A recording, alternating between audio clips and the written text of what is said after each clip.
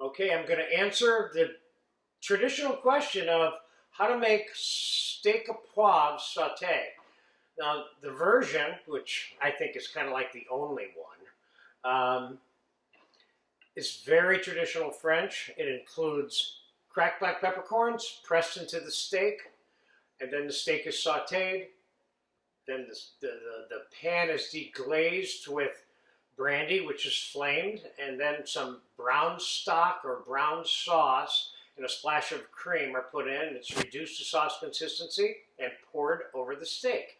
And we're going to do all that right now. We're going to start with putting a little salt on a New York strip. We're going to use a New York strip, but there's plenty of steaks that you can use for this. This is traditionally kind of done with a New York strip. Now, in the case of this particular lesson, I'm going to press the peppercorns on one half of the steak. Now, you see how that steak is? Now, there's two things you can do here. You can do both sides of the steak and have it be twice as peppery, or you can do one side. We're going to do two sides because that would be the most traditional way of doing it.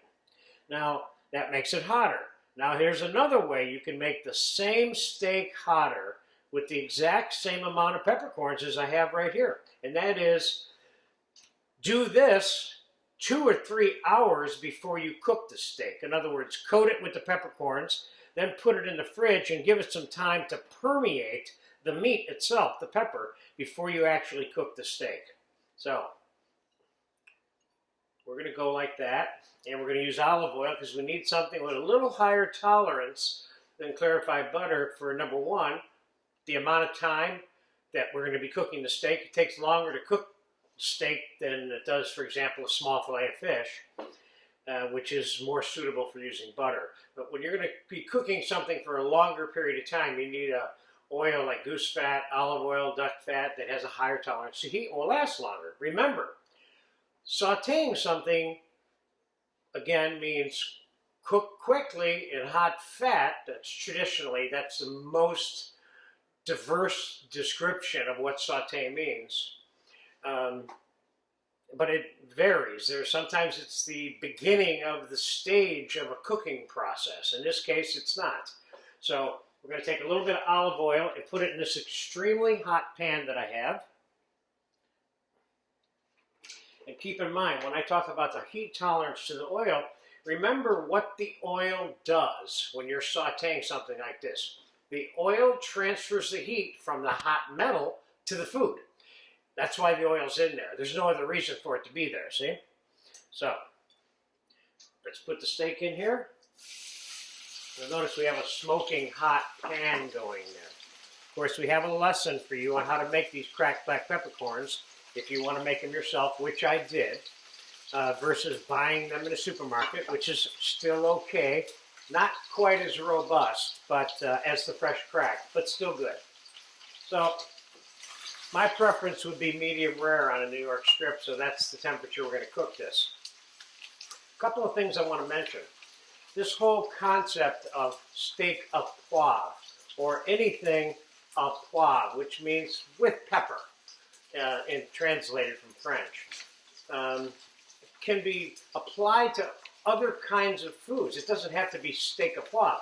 It can be chicken au poivre, or it can be sashimi quality tuna rolled in black peppercorns and grilled and sliced, or it can be a prime rib rolled completely and encrusted in cracked black pepper and roasted. So the au poivre part means it's kind of dedicated to pepper, but this particular name, which is steak au poivre, is very French and very traditional. And it always has the ingredients that we're using, which is brandy, brown stock or demi-glaze or brown sauce, which are all related, and a little bit of heavy cream. So half of it's done. I'm turning it over.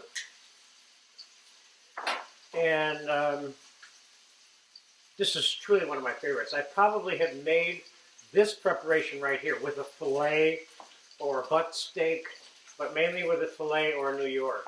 A couple of hundred times. I've worked in restaurants when I was a kid where I was working in the cooking line, and every 5 minutes I got an order for this all night. So, because we're going to make the sauce in the pan, we can finish the cooking of the steak while we're making the sauce, because we're still going to be imparting a lot of heat. Not quite as much as just oil, but for right now, we're going to accelerate this cooking process. And we're going to start that sauce adding process with the brandy. Add the brandy, and then we're going to step back and we're going to light the brandy. We're going to burn off the flames. You don't have to burn every single little part of it off. Then we're going to add some demi-glaze to it, or some brown sauce, which I have here, which of course you know you have a lesson for in this course, in the stock and sauce class. And now we're going to add a splash of cream. That steak is medium rare right now. So I'm going to take the steak out, and now we're going to finish the sauce.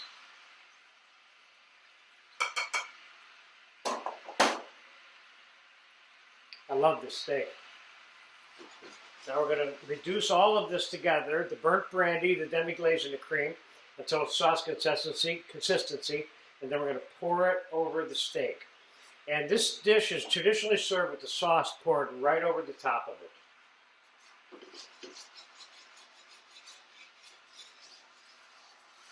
This is a very good example for this saute class, and this particular lesson in particular, of making the sauce in the pan. This is a very easy version of many versions of making the sauce in the pan when you're sauteing something. The whole function and purpose of making the sauce in the pan typically is to retain all of the cooking flavors that are left in the pan, and that's why the sauce is made in the pan. Otherwise, we'd make the sauce over here. Okay, the sauce is just about ready. I'm going to taste this. The aroma of the pepper is in the air now.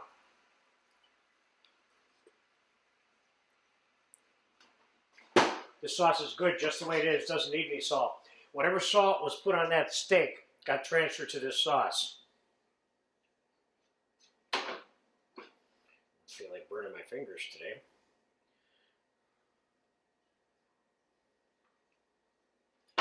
And there is your classic French style steak au poivre.